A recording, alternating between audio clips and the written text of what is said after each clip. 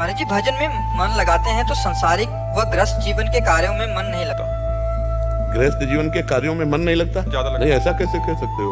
आपका गलत निर्णय है। आप कितना भजन करते हैं वो तो आप जानते हैं, लेकिन हम लोगों का जीवन ही भजन है। ये तो भगवान सेवा दिए हैं, नहीं तो जीवन ही भजन, पूरा जीवन हो गया। न खान न पान, न किसी भी तरह की कोई आकांक्षा नहीं रखी और भजन किया है। और आज हमको सेवा मिली, रात के 12 बजे उठते हैं, किडनी फेल है। अगर हमारी रुचि ना हो तो हम प्रश्न का उत्तर कैसे दें? हमारी पूरी एकाग्रता है, पूरी रुचि है। अगर हमारी रुचि और एकाग्रता इसमें, तो हमारे जीवन के भजन का मतलब क्या रहा? तो हमारा एक चिंतन चल रहा है अंदर, जैसे आपका, आप बैठे हो सुन रहे हो, लेकिन एक अंदर एक झीनी झीनी रेखा सी एक अंदर चलती रहती, उसमें भजन चल रहा है और बाहरी व्यवहार हम कर रहे हैं। ऐसे करना है।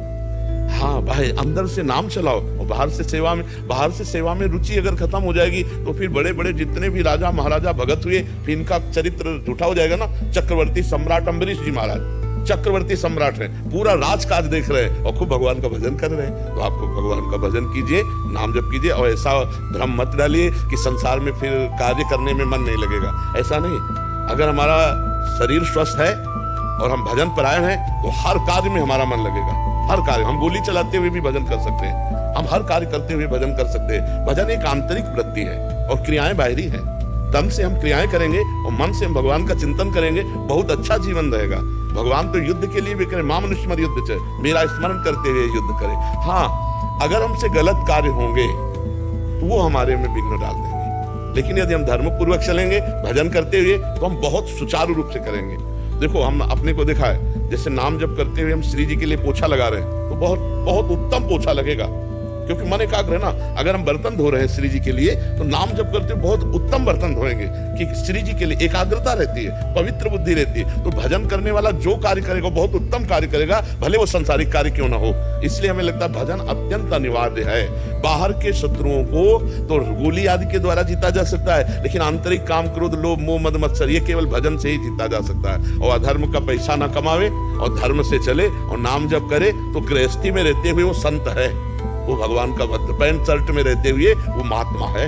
महात्मा एक स्थिति होती है, बाहर का टाइटल महात्मा नहीं होता, अंदर की स्थिति होती है। जो स्थिति में महान है वही महात्मा है। और बाहर से महात्मा का भेष है और स्थिति बहुत घटिया है तो ड्रामेबाज है, महात्मा थोड़ी।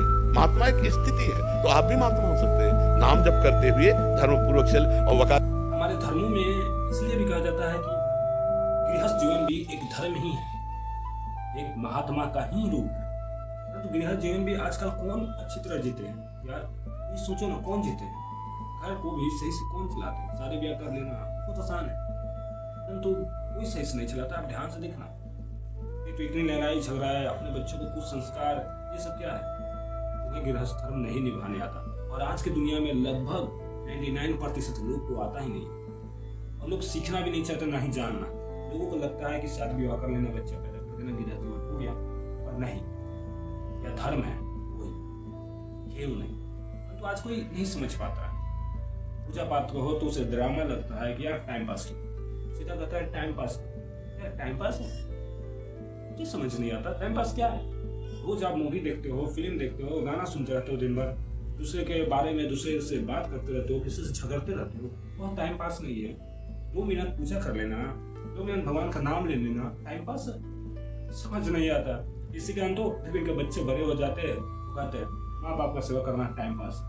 अल्लाह माँ बाप में टाइम दे, तो कोई पैसा थोड़े देने वाले।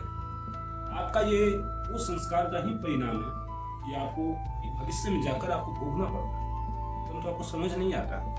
2 मिनट कुछ न चढ़ाकर से भगवान का नाम लेना आपको भार लगता है, तो आप बच्चे के लिए भार बन जाते हैं, क्योंकि आपने संस्कार दिया ही नहीं। 2 मिनट बिना कुछ चीज की चाहत 2 मिनट किसी को दो, भगवान को दो।